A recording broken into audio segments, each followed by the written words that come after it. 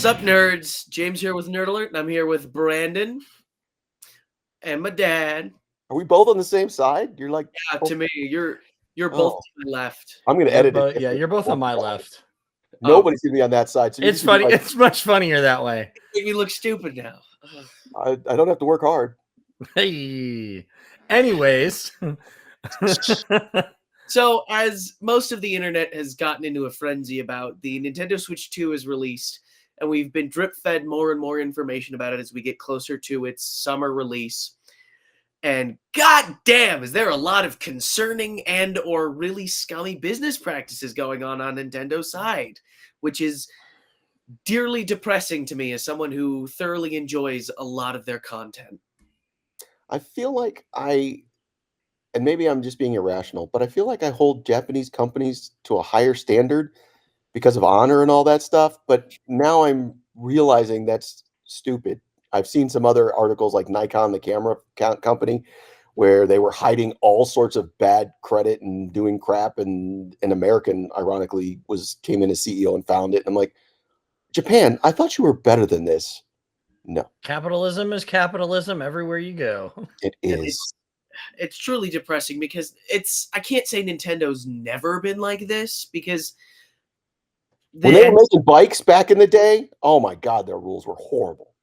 N64, the GameCube, the Wii U. It's like they've made their financial decisions, which either did or didn't work out for them. And it's a lot of it has become this like they view their work as theirs and theirs alone, and nobody can touch it. And it becomes this new mess of now they're trying to crack down on emulation even more, which is like, if you're not going to re-release a classic game people want to play and will pay money for, stop, leave it alone, let them emulate it. I've seen this argument thousands of times before. If you're not going to re-release a game, don't give a shit about emulating it because you're not doing anything with it. If you're not making money off of it anymore, why do you care? Re-release it if you're so worried about it. But they don't. They hide it and then like keep it hidden away, and then they get pissed when there's emulation. It's like, but you don't re-release it. And that's just the emulation issue. Okay, so with that being said, so what you're saying is that with the new Switch 2, if you are putting an emulator on, which you have the ability to listen. Hi, my name is Brandon. I'm bad at technology. Most people have to walk me through most technology related things. You should have seen him trying to connect his AirPods during this segment. It wasn't working. Anyways, so you can add an emulator to the Switch. Is that current? Like if on my Switch, do I have the ability to add an emulator to it? Yeah, so basically any console to ever exist before the Switch 2 for Nintendo, you can mod it however you want. They didn't really. Yeah, they had no way of. Well, you said you could mod it any way you want. No, not I, not Brandon. Most people with an understanding of technology. People who wish to mod and emulate and do whatever on their Switch are still capable of right now doing it on their current Switch. The Switch 2 now has some sort of tripwire in place that if you mod the Switch 2 in any way, Nintendo is alerted and will then basically brick your Switch. And it's in the new contract that's like when you buy a Switch or something or other, please, if any of the lovely internet citizens, the netizens, as the old people call them, happen to know what the contract specifically is, please correct me in the comments. I've never used that word in my life. Never used that. I have to look that up too. But just put it in the comments and explain it to me like I'm 9. So so that way I can understand what's going on. Brandon's being nice. Go down to about 5. Yeah, please. 9 might be a little tough of a learning. But it's interesting how they're doing this with the terms and conditions, because recently Disney pulled some crap with the Disney Plus. You have to sign terms and conditions, whatever, for Disney Plus. But then they used that for a family that was disgruntled or something with visiting the parks. Isn't that wild? Because they had Disney Plus and they signed whatever terms and conditions, they weren't able to sue Disney at the resorts. It's like, whoa, you motherfuckers are getting ridiculous with this stuff. And it's as someone who recognizes the cunning of this, it's like, okay, damn, you played the game pretty damn well. As someone who has morals and, isn't a piece of human garbage, it's like, what the fuck? If I buy a Switch 2, it's mine to own. It's not mine I'm renting permanently. I own the fucking console. I should be able to do whatever the fuck I want to it. And excuse my poor language, but I'm genuinely frustrated that a company thinks that something they made to be sold is no longer something the purchaser owns in any capacity. That is not how property works. Last time I checked, if I buy a plot of land, well, no, bad example, because you're still going to pay property taxes till you die. Fuck. Yeah, we don't own anything apparently. Sorry. They just proved the point. We don't own anything. Thank you, millionaire. It's a good example though, because like this is a thing we've talked about with video games or movies or something where if you do the digital version, you technically don't own it. In my opinion, though, that's a sacrifice I'm making because I am not having to store the things in my house. Because trust me, it gets ridiculous with all the DVDs you used to have or the video games. So, okay, I get it. I don't own it. I'm choosing to go that route. Well, it's not like you can go down the street and get a different Switch 2. There's only one option. And that is a physical thing. There's only one way to get it. And now you're not able to use it as yours. It's ultimately theirs. And again, it goes like we talked about Adobe Creative Suite. Their new terms and conditions are, well, we don't own the software. Okay. But now, theoretically, everything that we create with that software is tied back to Adobe. And that's bullshit. Bullshit.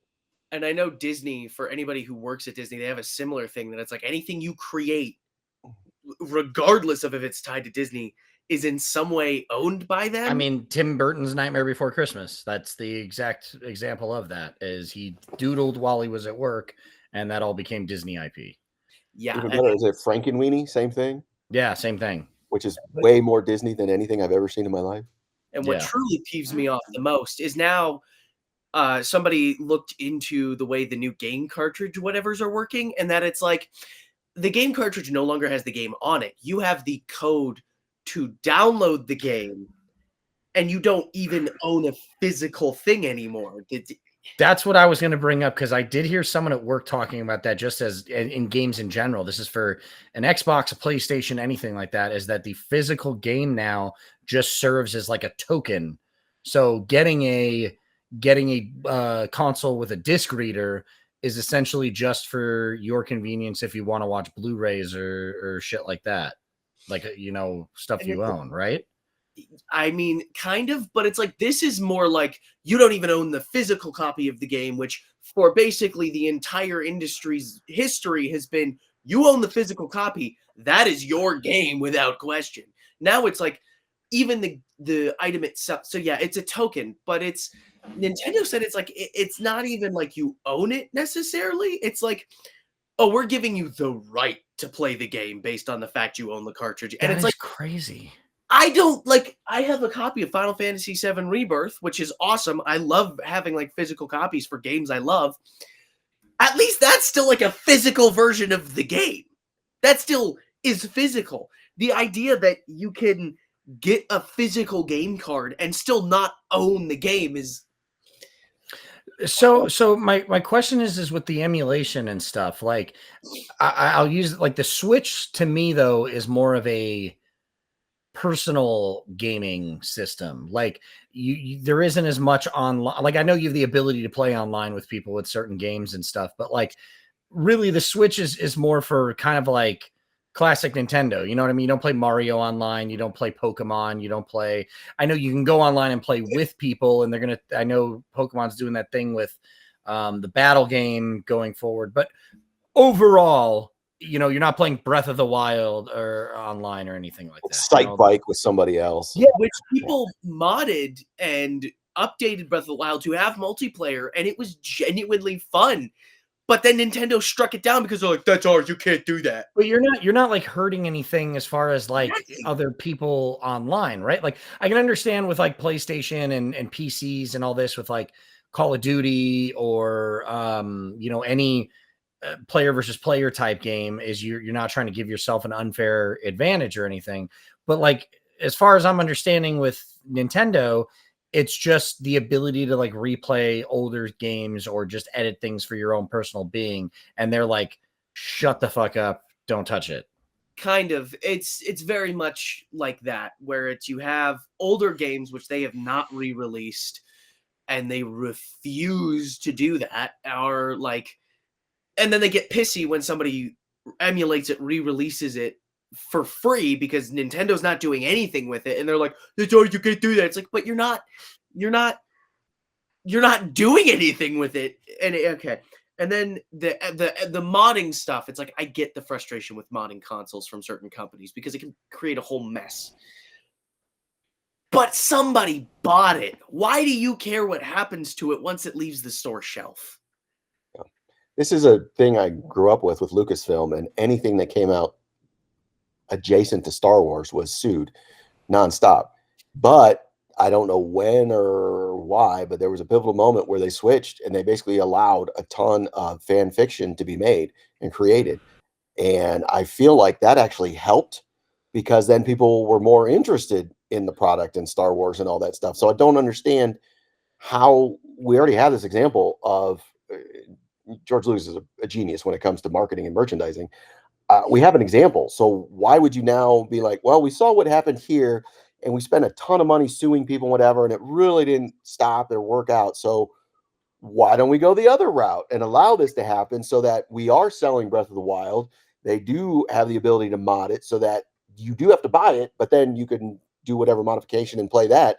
I get the emulation, but the same thing you said, they didn't make the game. So if I want to play Excite Bike, I got to go do a mod because they're not re-releasing that thing. And I don't blame them, but yeah, come on, man. But it's like, I'll add another amazing example. Sonic. Sega, for the longest time, held Sonic as their golden child, and then Sonic fell off, and they turned to the fans to bring Sonic back.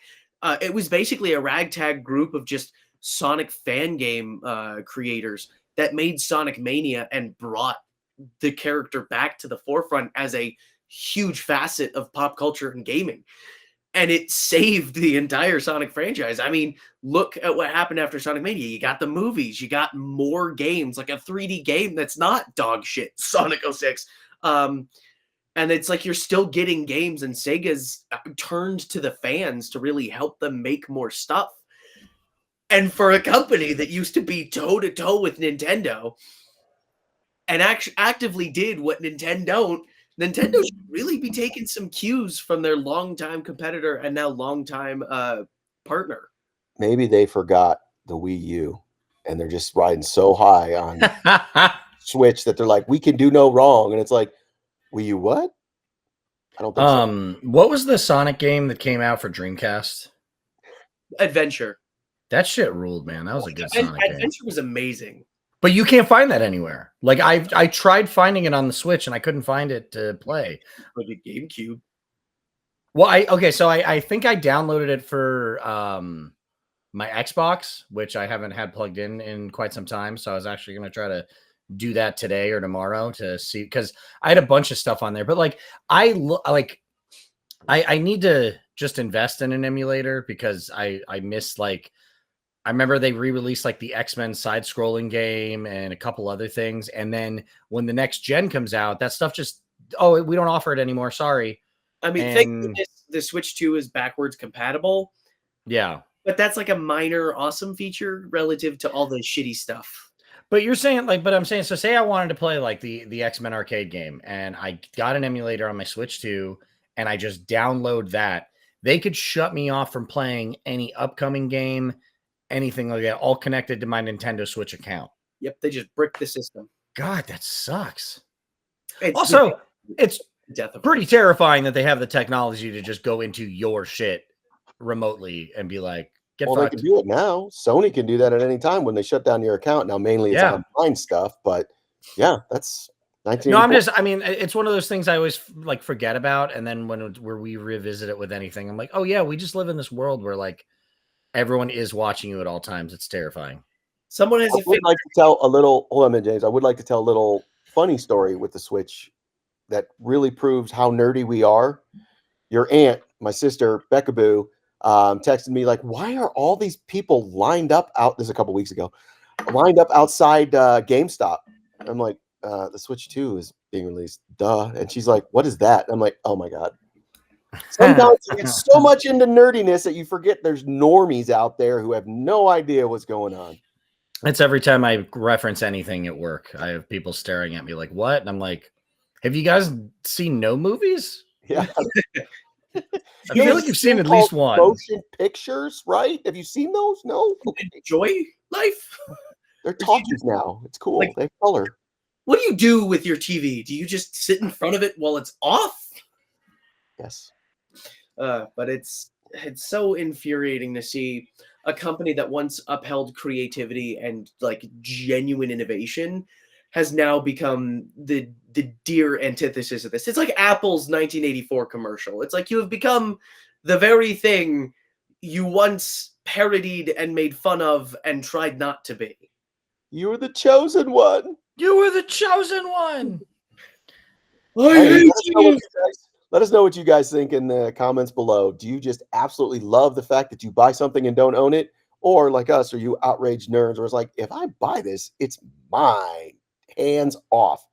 Let us know in the comments below.